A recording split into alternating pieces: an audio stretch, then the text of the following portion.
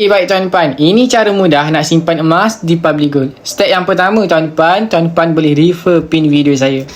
Dan masuk sahaja di TikTok, tuan-tuan tekan sahaja bio saya. Tekan sahaja bio saya. Dan step yang kedua, tekan sahaja button 3 di atas. Dan tekan open in browser. Step seterusnya, tuan-tuan, di akaun Emas Get, kita ada dua jenis akaun. Yang pertama, 18 tahun ke atas dan 18 tahun ke bawah. Pilih ikut umur, tuan-tuan. Dan contoh kata kita umur 18 tahun. Ingat, tuan-tuan, 4 perkara penting. Yang pertama, nama seperti di IC, email yang aktif dan nombor telefon yang aktif.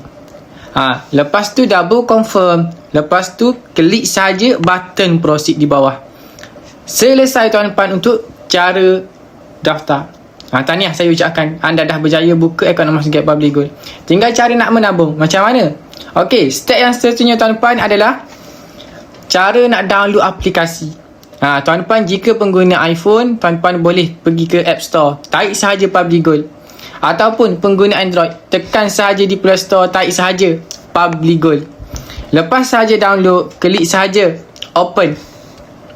Klik sahaja open dan tekan sahaja login.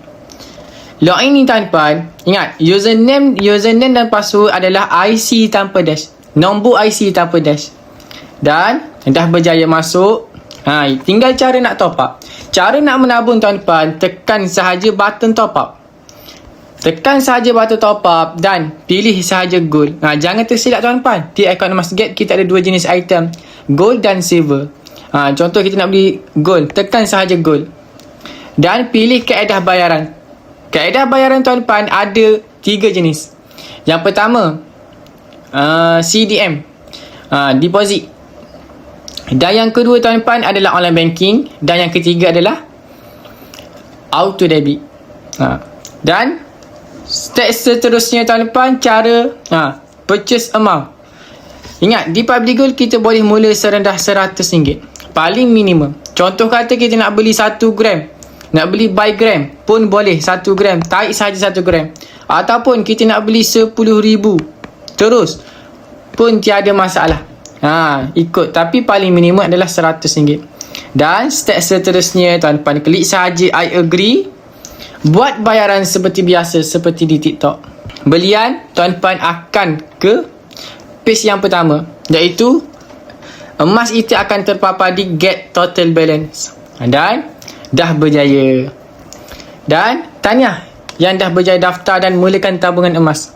Semoga tuan-tuan terus kaya dengan simpan emas. Jelas? Nak mulakan simpan emas, tuan-tuan boleh follow step by step. Saya akan bantu sebaiknya.